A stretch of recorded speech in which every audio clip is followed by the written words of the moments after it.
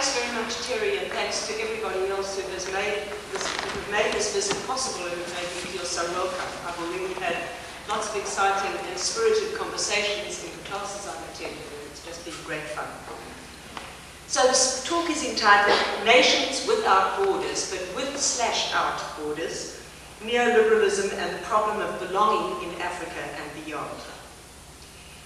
Anthropologists are fond of stories and riddles. The stranger, the more puzzling they are, the better. So let me pose a riddle and then tell a story.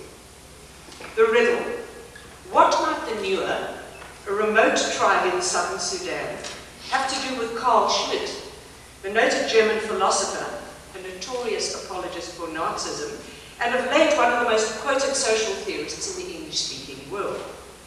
For their part, the Nuer are famous among anthropologists, largely because in the 1940s they were held to pose a stark challenge to received Western political theory. This was due largely to the fact that they had a political system without government, as it were. According to Evans Pritchard, their famed ethnographer, they lived in what he called ordered anarchy, a state of being without a state to rule over them. In this respect, they were the archetype of so-called acephalous African political systems, systems that were later to be evoked by Michael Barkoon to try to account for, the segmentary oppositions on which the fragile coherence of the Cold War world sustained itself. Now, contrary to Hobbes, order here did not exist in offices or in institutions, in courts or in constabularies, in finite territory or in fixed geographical borders. It lay rather in the virtual grammars of action that were encoded in kinship, in the idiom of kinship, in an immanent logic of fission and fusion, of relative social distance that brought people together and forced them apart in situations of conflict.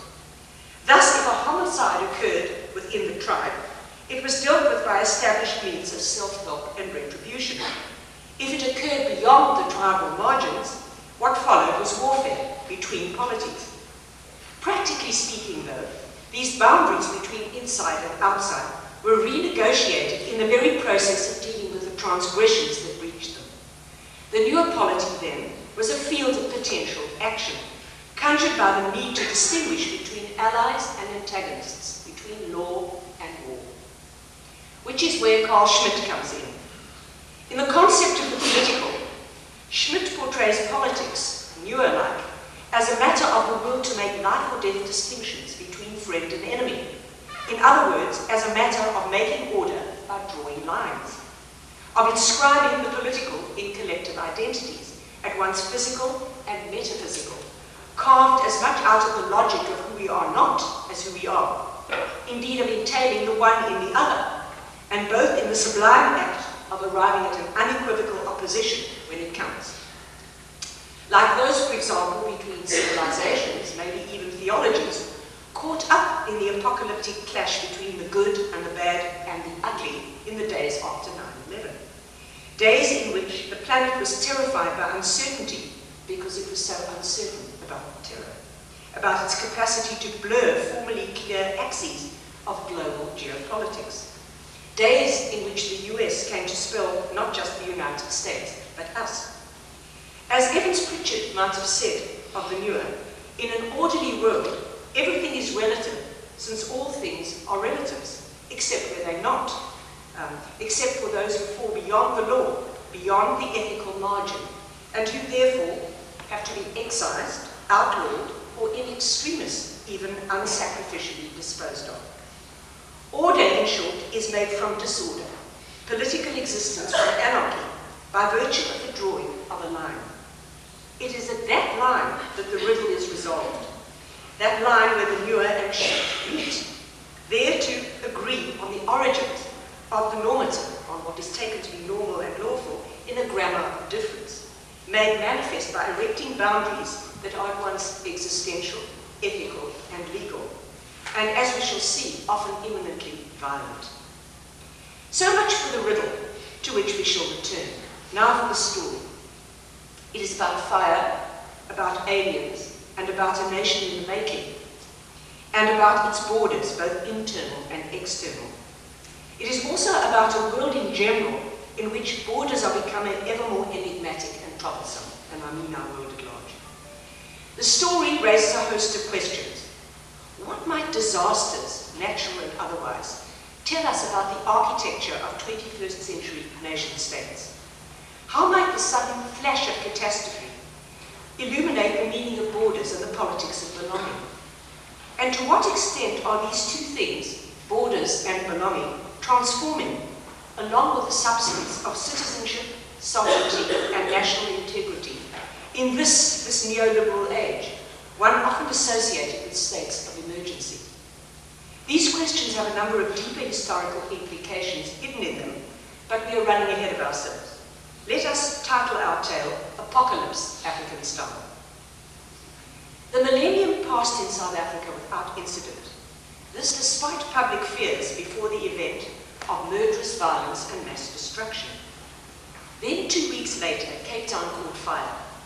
On a hot, dry Saturday, the bush flared up in a number of places across the greater metropolitan area.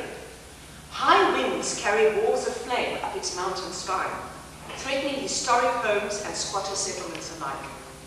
As the bush continued to burn, helicopters dumped ton upon ton of water on it. Round-the-clock reports told horrific tales of beasts grilled alive, of churches incinerated, of vineyards razed. The city sweltered beneath a blanket of smoke, and ash rained down on its boulevards and its beaches. In total, 9,000 hectares burned. The mountains smoldered sullenly for weeks, and so did the tempers of the population. Blame flew in many directions, none of them politically random. Fire is endemic in the region, but being of calamitous proportions, this one raised fears about the very survival of the natural kingdom at the Cape. Its livid scars evoked elemental anxieties, calling forth an almost obsessive desire to interpret it as an apocalyptic omen, an indictment, a call to arms. The interpretations that followed, in the streets, in the media, in the halls of government, laid bare a complex social ecology from whence the fire itself had sprung, casting a sharp light on the state of the nation, then barely 6 years old. Now, apocalypse eventually dissolves into history. Therein, to borrow Mike Davis's phrase, lies the dialectic of ordinary disaster, as he calls it. Thus, while early discussion of the fire was wild and contested, it reduced in time to a dominant interpretation, one that, while not universal, drew enough consensus to authorize state action and broad civic collaboration. Here clearly was an ideology in the making. As such, it played on an implicit landscape of affect and anxiety, inclusion and exclusion, prosperity and loss. Via a clutch of charged references, it linked the fire to other public concerns, concerns about citizenship and identity, about organic society and common humanity, about boundaries and their violation, at the very heart of contemporary nation states. But its efficacy in this respect rested first on producing a plausible explanation of the extent of the blaze.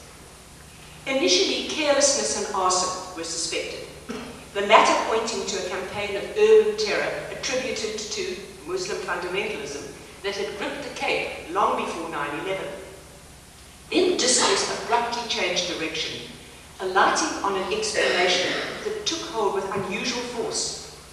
Whatever had sparked it, the catastrophe was blamed almost solely on alien plants, plants that burn more readily and fiercely than does native vegetation. Outrage against these plants grew quickly. Landowners who had allowed them to spread were denounced for putting the population and its natural heritage at risk. Now note natural heritage. Heritage has become a construct to conjure with, as global markets and mass migration erode the distinctive wealth of nations, forcing them to redefine their sense of patrimony and its material worth. A past mayor of Cape Town, for example, was wont to describe Table Mountain, its most prominent natural feature, as a national asset whose value is measured by every tourist it attracts.